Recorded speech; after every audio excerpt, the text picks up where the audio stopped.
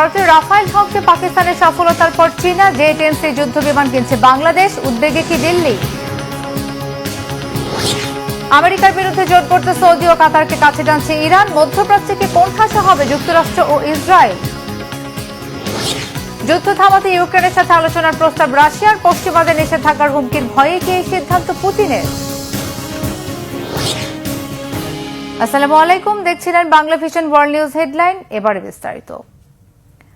ভারত পাকিস্তান সংঘাতে ভারতের রাফায়েল বিমান ভূপাতিত করেছে চীনা জে-10C যুদ্ধ বিমান। এবার এই রাফায়েল বিধ্বংসী বিমান আসছে বাংলাদেশ এয়ারফোর্সের বিমান বহরে। 2024 সালের শেষের দিকে চীন ও বাংলাদেশের সরকারি উচ্চ পর্যায়ের কর্মকর্তাদের বৈঠক হয় এবং বাংলাদেশ জে-10C বিমান কিনতে আগ্রহ দেখায়। তবে বাংলাদেশের কি এই চীনমুখী সামরিক কৌশল ভারতের মাথা ব্যথার কারণ হবে?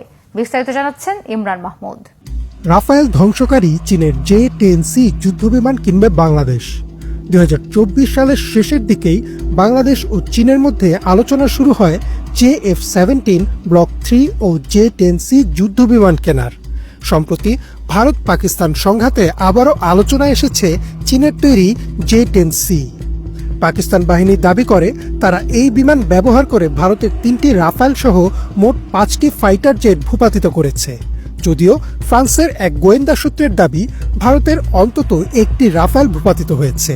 এমন অবস্থায় বাংলাদেশের আকাশ প্রতিরক্ষা ব্যবস্থায় জে-10C নতুন মাত্রা যোগ করতে পারে বলে মনে করছেন বিশ্লেষকরা।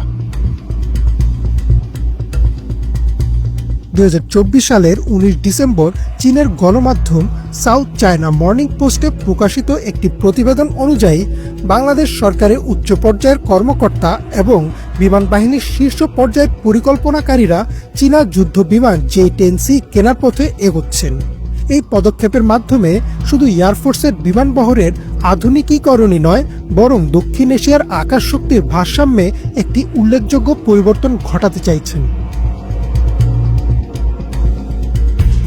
জে-10C যুদ্ধবিমান হচ্ছে চীনের পিপলস লিবারেশন আর্মি এয়ারফোর্সের অন্যতম আধুনিক মাল্টিরোল ফাইটার। এটি অ্যাক্টিভ ইলেকট্রনিক্যালি স্ক্যান্ড অ্যারে বা HR radar, plank post combust, single engine এবং দূরপাল্লার PL-15 মিসাইল ব্যবহারে সক্ষম।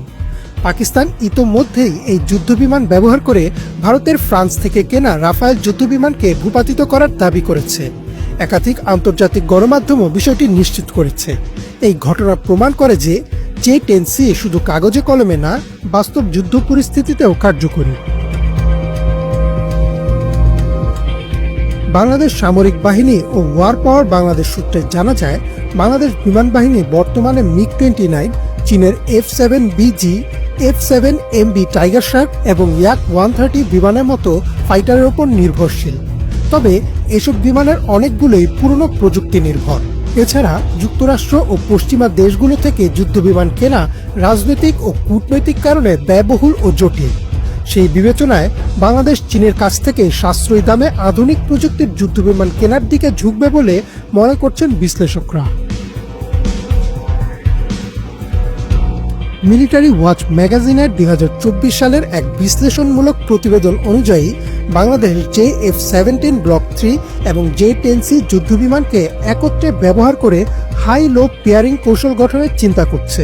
এতে করে অপেক্ষাকৃত সাশ্রয়ী ও হালকা JF-17 দিয়ে নিয়মিত টহল ও সাধারণ আকাশ প্রতিরক্ষা এবং উচ্চ ক্ষমতা সম্পন্ন জে-10C দিয়ে মূল আক্রমণাত্মক অভিযান চালানো যাবে।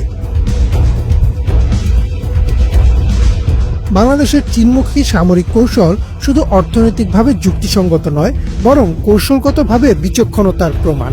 সাম্প্রতিক পাক ভারত যুদ্ধক্ষেত্রের অভিজ্ঞতা, প্রযুক্তিগত অগ্রগতি এবং রাজনৈতিক বাস্তবতা বিবেচনায় এই সিদ্ধান্ত বাংলাদেশের ভবিষ্যৎ প্রতিরক্ষা কৌশলে গুরুত্বপূর্ণ ভূমিকা রাখবে বলে আশা করছেন সংশ্লিষ্টরা। ইমরান মাহমুদ, বাংলা ভিশন।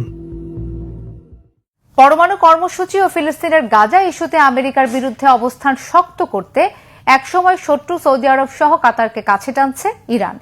এই লক্ষ্যে এরই মধ্যে সৌদি আরব ও কাতার সফরে গেছেন ইরানের পররাষ্ট্রমন্ত্রী আব্বাস আরাকচি। বিশ্লেষকরা বলছেন, পরমাণু ইস্যুতে যুক্তরাষ্ট্রের সামরিক পদক্ষেপ ও নিষেধাজ্ঞার হুমকি মোকাবেলায় কূটনৈতিক তৎপরতা বাড়িয়েছে তেহরান। সেই সাথে মধ্যপ্রাচ্যে আমেরিকার হস্তক্ষেপ ও আধিপত্য মানতে নারাজ তারা। শহীদ আরাফাতের ডেস্ক রিপোর্ট। পারমাণবিক কর্মসূচি নিয়ে যুক্তরাষ্ট্র ইরানের বিরোধ দীর্ঘ সময়ের। গাজা ইস্যুতেও ইসরায়েল যুক্তরাষ্ট্রের সাথে সম্পর্ক টানাপোড়েন আছে তেহরানের। এই পরিস্থিতিতে একসময়ের শত্রু দেশ সৌদি আরব কাতারকে কাছে টানছে ইরান। কূটনৈতিক তৎপরতা বাড়াচ্ছে মধ্যপ্রাচ্যের দেশগুলোতে। বিশ্লেষকদের প্রশ্ন, ইরান কি মধ্যপ্রাচ্যে নিজেদের অবস্থান শক্তিশালী করতে উপসাগরীয় দেশগুলোর সমর্থন পাবে? ইরান যুক্তরাষ্ট্র পারমাণবিক কর্মসূচি নিয়ে বিরোধকে সমাধানের রূপ দিতে কয়েক সপ্তাহ ধরে কাজ করছে, কিন্তু যুক্তরাষ্ট্রের কথার বাইরে সিদ্ধান্ত নেওয়া যাবে না ইরানের। না হলেই সামরিক পদক্ষেপ ও নিষেধাজ্ঞার ফল ভোগ করতে হবে তেহরানকে। মার্কিন প্রশাসন ইরানকে কোনোভাবেই পারমাণবিক অস্ত্র তৈরি করতে দেবে না, তেহরানও অস্ত্র তৈরি করতে চায় না। তবে পারমাণবিক কার্যক্রম সচল রেখে বিদ্যুৎ উৎপাদন ও চিকিৎসা সেবা সচল রাখতে চায় তেহরান।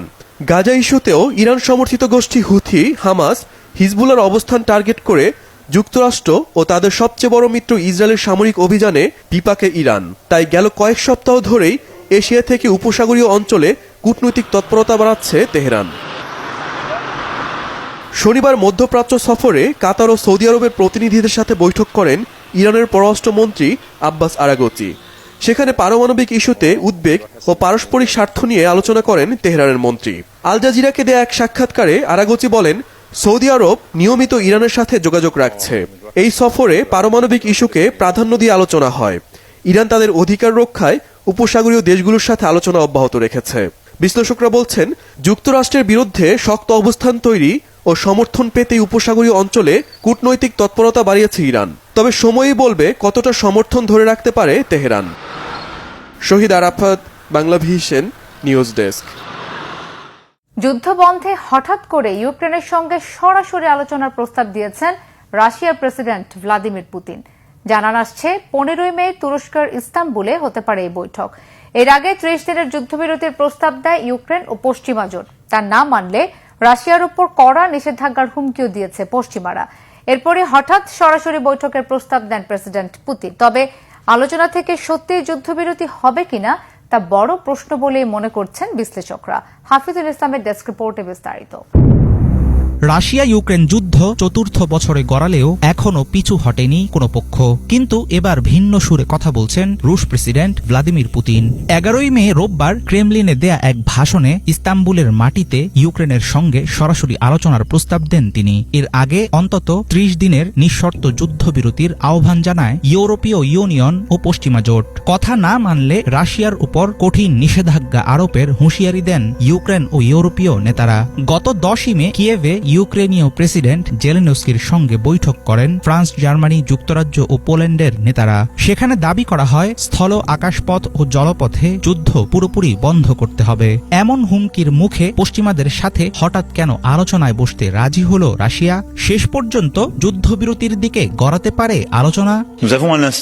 এখানে উপস্থিত 20টি দেশের জোটের প্রতিনিধিরা মিলে আমরা সিদ্ধান্ত নিয়েছি কোনো পক্ষের জন্য কোনো রকম শর্ত ছাড়াই আগামী 12 মে সোমবার থেকে একটি পূর্ণাঙ্গ যুদ্ধবিরতি শুরু হবে। স্থল, আকাশ ও সমুদ্রে এই যুদ্ধবিরতি চলবে 30 দিন, আর এটি দেখভালের দায়িত্ব পালন করবে মূলত যুক্তরাষ্ট্র। যদি কোনো পক্ষ এই যুদ্ধবিরতি লঙ্ঘন করে তাহলে সেই দেশের উপর একসঙ্গে কঠোর নিষেধাজ্ঞা প্রয়োগ করবে ইউরোপ ও আমেরিকা। এই বিষয়ে আমরা একমত হয়েছি। একদিকে ইউক্রেনে যুদ্ধবিরতি কার্যকর হওয়ার অপেক্ষায় আছে পশ্চিমা জোট, অন্যদিকে শর্তহীন আলোচনার প্রস্তাব দিয়েছে রাশিয়া। ইউক্রেনে পশ্চিমা অস্ত্রপ্রবাহ বন্ধ না হলে যুদ্ধবিরতি কিংবা সমঝোতার প্রশ্নই ওঠে না বলে দাবি মস্কোর। রুশ প্রেসিডেন্ট ভ্লাদিমির পুতিনের অভিযোগ, যুদ্ধবিরতি পেলে সেই সময়ে মিত্রদের সহায়তায় নতুন সেনা মোতায়েন, প্রশিক্ষণ ও ফ্রন্টলাইন পরিবর্তনের কাজে মনোযোগী হবে ইউক্রেন। মস্কোর সদিচ্ছা থাকলেও যুদ্ধবিরতি ভেস্তে যাওয়ার দায় কিয়েভের উপর চাপিয়েছেন পুতিন।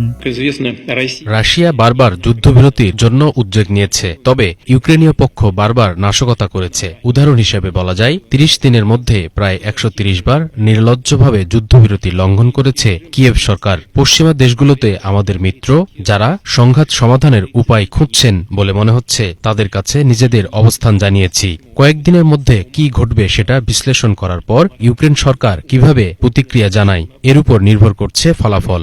দেখতেই পাচ্ছেন আমাদের যুদ্ধবিরতির প্রস্তাবের প্রতি মোটেও সাড়া দেয়নি কিয়েভ কর্তৃপক্ষ।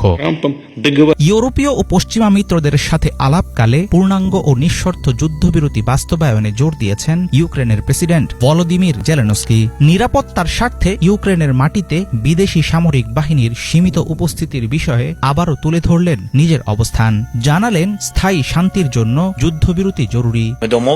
আমরা সবাই একত্রে মার্কিন প্রেসিডেন্ট ডোনাল্ড ট্রাম্পের সাথে কথা বলেছি, আমাদের দৃষ্টিভঙ্গি এক এবং পরবর্তী পদক্ষেপ নিয়েও একমত হয়েছি। এখন একটি পূর্ণ ও নিঃশর্ত যুদ্ধবিরতি অত্যন্ত জরুরি। কেউ যদি এই প্রস্তাব না মানে তাহলে তার জন্য জবাবদিহির ব্যবস্থা থাকা উচিত। এই যুদ্ধবিরতির ভিত্তিতেই আমরা একসাথে শান্তির পথ খুঁজে নিতে পারি। আমরা একমত, ইউক্রেনের স্বাধীনতা ও নিরাপত্তা নিশ্চিত করতে প্রতিরক্ষা বাহিনীকে আরো শক্তিশালী করাই প্রধান লক্ষ্য। ইউক্রেনের নিরাপত্তা নিশ্চিত করতে বিদেশি মিত্রদের একটি বাহিনী মোতায়েন করা হবে গুরুত্বপূর্ণ পদক্ষেপ।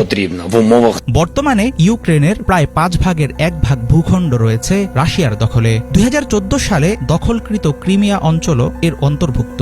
সাম্প্রতিক সময়ে মস্কোর পক্ষ থেকে ফ্রন্ট লাইনে জোরদার আক্রমণ চালানোর খবর পাওয়া গেছে।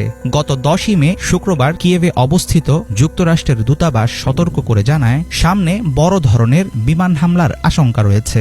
একই দিনে রাশিয়ার বিজয় দিবসের কুচকাওয়াজে ড্রোন ও ক্ষেপণাস্ত্রের মহড়ায় নিজেদের শক্তি প্রদর্শন করে রুশ বাহিনী। অনেক সামরিক বিশ্লেষকের আশঙ্কা, পুতিনের আলোচনার ডাক কার্যকর যুদ্ধবিরতিতে রূপ নেবে কিনা এখনো অন্ধকারে রয়েছে সেই সম্ভাবনা। হাফিজুল ইসলাম, বাংলা ভিশন। ভারতের বিরুদ্ধে পাকিস্তান ঐতিহাসিক জয় পেয়েছে এমনটাই দাবি করেছেন পাকিস্তানের প্রধানমন্ত্রী শাহবাজ শরীফ। শনিবার গভীর রাতে জাতির উদ্দেশ্যে দেয়া এক ভাষণে চীনকে অত্যন্ত কাছের বন্ধু উল্লেখ করে ধন্যবাদ জানিয়েছেন তিনি। এদিকে অস্ত্রবিরতির খবরে রাজধানী ইসলামাবাদ সহ পাকিস্তানের বিভিন্ন শহরে আনন্দ মিছিল করেছেন সাধারণ মানুষ। বিস্তারিত মির ফজলে রাব্বি ডেস্ক রিপোর্টে। অস্ত্রবিরতির খবরে এভাবেই উল্লাসে মেতে ওঠেন পাকিস্তানের বাসিন্দারা। ভারতের সঙ্গে কয়েক সপ্তাহের উত্তেজনা ও সংঘাতের পর অস্ত্রবিরতিতে গেছে পাকিস্তান। এ খবর ছড়িয়ে পড়ার পর রাস্তায় নেমে আসেন পাকিস্তানের সাধারণ মানুষ। প্রায় 19 দিনের উত্তেজনার পর শনিবার যুক্তরাষ্ট্রের মধ্যস্থতায় অস্ত্রবিরতিতে পৌঁছায় ভারত ও পাকিস্তান। রাতভর আলোচনার পর ভারত ও পাকিস্তানকে পূর্ণ ও তাৎক্ষণিক যুদ্ধবিরতিতে রাজি করানো গেছে। মার্কিন প্রেসিডেন্ট ডোনাল্ড ট্রাম্পের এমন ঘোষণার পর আনন্দ উদযাপন শুরু করেন ইসলামাবাদবাসীরা। পাকিস্তানের বিজয় হয়েছে দাবি করে বিভিন্ন জায়গায় আনন্দ মিছিল করেন তারা। এর চেয়ে বড় সম্মান আর কি হতে পারে? পাকিস্তান যুদ্ধ শুরু করেনি, কিন্তু ভারত পাকিস্তানের সক্ষমতা পরীক্ষা করার জন্য এই যুদ্ধকে অজুহাত হিসেবে ব্যবহার করেছে। তবে সাইবার আক্রমণ, বিমান হামলা এবং প্রতিরক্ষা, প্রতিটি ক্ষেত্রেই আমরা শ্রেষ্ঠত্বের প্রমাণ দিয়েছি। পাকিস্তানের প্রতিরক্ষা অতুলনীয় সাফল্য অর্জন করেছে। পাকিস্তানের বৃহত্তম শহর করাচিতেও জমায়েত হন শত শত মানুষ। মশাল হাতে রাস্তায় নেমে ভারত ও পাকিস্তানের মধ্যে অস্ত্রবিরতি উদযাপন করেন তারা। তাদের মতে ভারতের কাছে কোনো উপায় ছিল না, তাই তারা অস্ত্রবিরতি করতে বাধ্য হয়েছে। আজ পাকিস্তানের জন্য একটি মর্যাদাপূর্ণ দিন, পাকিস্তানের জন্য বিজয়ের দিবস। এখানে আমরা মশাল মিছিল নিয়ে এসেছি সকলকে ধন্যবাদ জানাতে এবং সর্বশক্তিমান আল্লাহর কাছে কৃতজ্ঞতা জানাতে। আমরা কৃতজ্ঞ যে মহান আল্লাহ আমাদের সাফল্য ও শান্তি দিয়েছেন। শান্তি জয়ী হয়েছে এবং যুদ্ধ পরাজিত হয়েছে।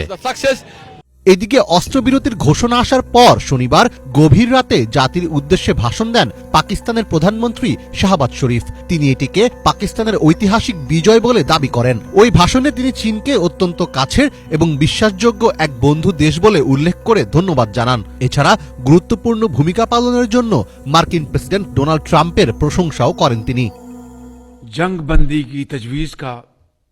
আমরা একটি দায়িত্বশীল রাষ্ট্র হিসেবে বিশ্ব ও আঞ্চলিক শান্তির স্বার্থে এবং এই অঞ্চলে বসবাসকারী লক্ষ লক্ষ মানুষের কল্যাণে ইতিবাচক সাড়া দিয়েছি। আমরা বিশ্বাস করি পানি বন্টন, কাশ্মীর এবং অন্যান্য সমস্ত বিতর্কিত বিষয় ন্যায় বিচারের নীতি অনুসারে সমাধান করা হবে।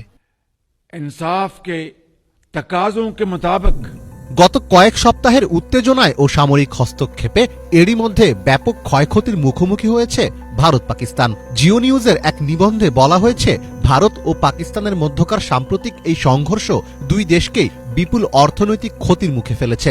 4 সপ্তাহের সামরিক ও অর্থনৈতিক বিশ্লেষণে দেখা গেছে যুদ্ধের মোট ব্যয় $500 বিলিয়ন ছাড়িয়ে গেছে। বিশ্লেষকদের মতে যুদ্ধ শুরু করে আবার আলোচনায় রাজি হওয়াটা ভারতের জন্য গুরুত্বপূর্ণভাবে পিছু হটার ঘটনা, যা দেশটির জন্য চ্যালেঞ্জিং হয়ে উঠতে পারে। ফলে যুদ্ধে জড়িয়ে ভারত নিজের পায়েই কুড়াল মারল কিনা সে প্রশ্ন থেকেই যায়। মীর ফজলে রাব্বি, বাংলা ভিশন। ভারত পাকিস্তান সংঘাত থামানোর পর এবার কাশ্মীর সমস্যার সমাধানের দিকে নজর দিতে চান মার্কিন প্রেসিডেন্ট ডোনাল্ড ট্রাম্প। সামাজিক মাধ্যমে দেয়া এক পোস্টে এ ব্যাপারে দুই দেশের সাথে সম্মিলিতভাবে কাজ করার আগ্রহ প্রকাশ করেছেন তিনি। একই পোস্টে সংঘাত থামানোর জন্য ভারত ও পাকিস্তানকে সাধুবাদ জানিয়ে ট্রাম্প বলেন, এই যুদ্ধ চলমান থাকলে লাখ লাখ মানুষের প্রাণহানি হতে পারত। যুগের পর যুগ অমীমাংসিত এই কাশ্মীর সমস্যা, এর দখলদারি নিয়ে বরাবরই সংঘাতে রত ভারত পাকিস্তান। এ নিয়ে অনেকবার প্রাণঘাতী যুদ্ধাবস্থা তৈরি হয়েছে দুই দেশের মধ্যে। সাম্প্রতিক পাক ভারত যুদ্ধের মূল কারণও কাশ্মীর।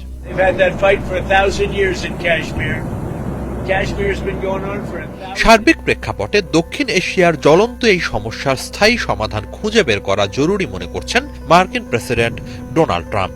পাক ভারত যুদ্ধ বন্ধে মধ্যস্থতার পর এবারে এ বিষয়টির প্রতি নজর দিয়েছেন তিনি। 11 মে নিজের সামাজিক মাধ্যম ট্রুথ সোশ্যালে দেয়া এক পোস্টে ট্রাম্প বলেন, কাশ্মীর নিয়ে দীর্ঘকাল ধরে যে বিতর্ক চলমান তার একটি সমাধান খুঁজে বের করতে একযোগে ভারত ও পাকিস্তানের সাথে কাজ করবেন তিনি। যুদ্ধ ও সংঘাতময় পরিস্থিতি এড়াতে এটিকে প্রয়োজনীয় মনে করছেন মার্কিন প্রেসিডেন্ট। পোস্টে কাশ্মীর নিয়ে বিতর্কের জেরে সাম্প্রতিক যুদ্ধের ভয়াবহতা তুলে ধরে এবং শেষমেশ যুক্তরাষ্ট্রের মধ্যস্থতায় যুদ্ধ বন্ধে সম্মত হওয়ায় ভারত পাকিস্তানকে অভিনন্দন জানিয়ে ট্রাম্প বলেন, সংঘাত বন্ধ করা প্রয়োজন। দুই দেশের নেতারা যে তা অনুধাবন করেছেন, এটি তাদের প্রজ্ঞা ও দৃঢ়তার প্রকাশ। সংঘাত চলতে থাকলে অনেক অনেক বেশি প্রাণহানি ও ক্ষয়ক্ষতির আশঙ্কা ছিল। ভারত পাকিস্তান সাম্প্রতিক যুদ্ধ যেভাবে ক্রমশ ভয়াবহ আকার ধারণ করছিল তা নিয়ে গভীর উদ্বেগ প্রকাশ করে ট্রাম্প আরো বলেন, এই সংঘাতে কয়েক মিলিয়ন মানুষের প্রাণহানি হতে পারত, কিন্তু নায়কোচিত ও বীরত্বপূর্ণ মনোভাব দেখিয়ে এটি বন্ধ করা আগামীর জন্য এক উজ্জ্বল উদাহরণ হয়ে থাকবে বলে অভিমত ট্রাম্পের। এটিকে ঐতিহাসিক বলে আখ্যা দিয়েছেন তিনি। সামাজিক মাধ্যমের ওই পোস্টে ভারত ও পাকিস্তানকে মহান জাতি অভিহিত করে আগামীতে দুই দেশের সাথেই উল্লেখযোগ্য মাত্রায় মার্কিন বাণিজ্য বৃদ্ধির প্রতিশ্রুতি জানিয়েছেন ট্রাম্প। এদিকে শুরুতে পাক ভারত যুদ্ধ বন্ধে কোনো ভূমিকা রাখতে অনাগ্রহী হলেও হঠাৎই কেন নাটকীয়ভাবে যুক্তরাষ্ট্র এর মধ্যস্থতা করল তা নিয়ে আন্তর্জাতিক মহলে বিশেষ কৌতূহল দেখা দিয়েছে। এ ব্যাপারে মার্কিন কর্মকর্তাদের বরাত দিয়ে সিএনএন জানিয়েছে, মূলত পাক ভারত যুদ্ধ ঘিরে স্পর্শকাতর ও উদ্বেগজনক গোয়েন্দা তথ্যের জেরেই ওয়াশিংটন দ্রুততার সাথে এই যুদ্ধ বন্ধে উদ্যোগী হয়। সে লক্ষ্যে মার্কিন ভাইস প্রেসিডেন্ট জেডি ভ্যান্স ভারতের প্রধানমন্ত্রী নরেন্দ্র মোদীকে ফোন দেন। তবে ওই স্পর্শকাতর ও উদ্বেগজনক গোয়েন্দা তথ্য কি স্পষ্টভাবে তা জানা যায়নি। নিউ ইয়র্ক টাইমসের এক প্রতিবেদনে বলা হয়েছে, ভারত ও পাকিস্তান দুই দেশই পরমাণু শক্তিধর হওয়ায় পরমাণুজনিত ঝুঁকি বাড়ছিল। সেই প্রেক্ষাপটেই ওয়াশিংটন সংঘাত বন্ধে মধ্যস্থতার জন্য এগিয়ে আসে। হিজল জোবায়ের, বাংলা ভিশন। এই ছিল আজকের মতো, সাথে থাকায় ধন্যবাদ সবাইকে।